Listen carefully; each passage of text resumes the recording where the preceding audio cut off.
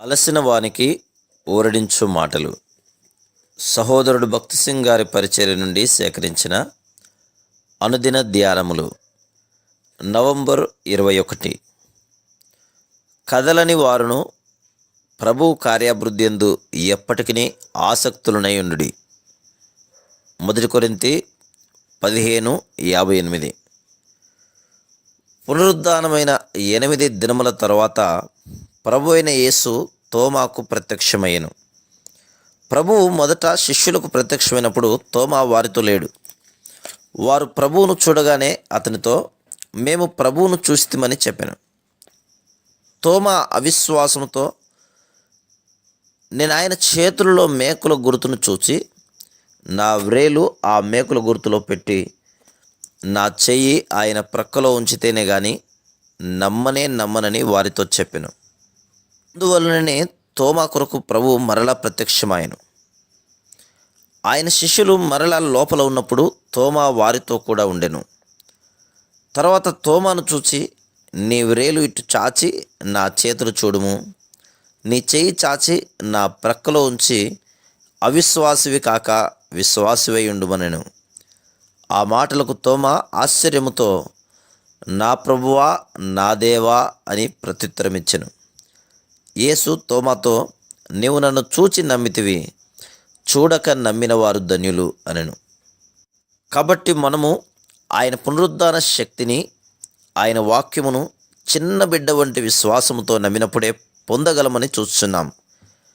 అంతేగాని మన ఆత్మ తృప్తి కొరకు మన స్వంత అనుభూతులపై కానీ, సూచనలపై కానీ, కలలపై కానీ ఆధారపడకూడదు.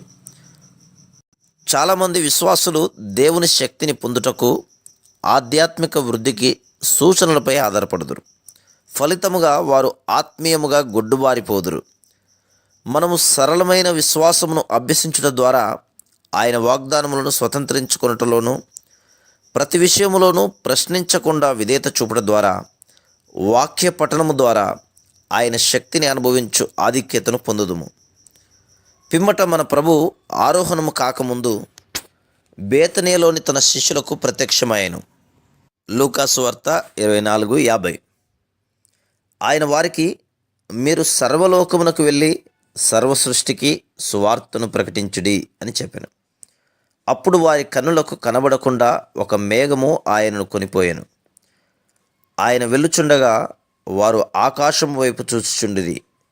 ఇదిగో, తెల్లని వస్త్రములు ధరించుకొనిన 2 మనుషులు వారి యుద్ధ నిలిచి, గలిలయ మనుషులారా, మీరెందుకు నిలిచి ఆకాశం వైపు చూస్తున్నారు?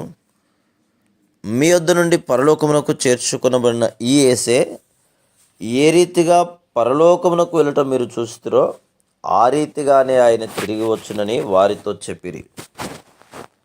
అపోస్తలుల కార్యములు 1వ అధ్యాయము 9 నుండి 11 వచనములు. వారు ఆయన ఆరోహమునకు సాక్షులై మహిమగల ఆయన 2వ రాకడను గూర్చిన వాగ్దానమును పొందిరి. యోహాను సువార్త 14:3 ప్రకారం, ఆయన తన వారిని తీసుకుని పోవుటకు తిరిగి వచ్చును. దేవుని ప్రణాళిక చొప్పున మన చుట్టూనున్న వారందరికీ సువార్త ప్రకటించుట ద్వారా దినదినము ఆయన పునరుద్ధాన శక్తిని మనం అనుభవించగలం. మనము ఆదివారము ఆరాధనలో పాల్గొనటం ద్వారా, క్రమముగా నమ్మకముగా రొట్టె విరుచడం ద్వారా ఆయన 2వ రాకడకు సిద్ధపడటకు ఇతర విశ్వాసులకు సహాయం చేయటం ద్వారా కూడా ఈ శక్తి అధికమగును.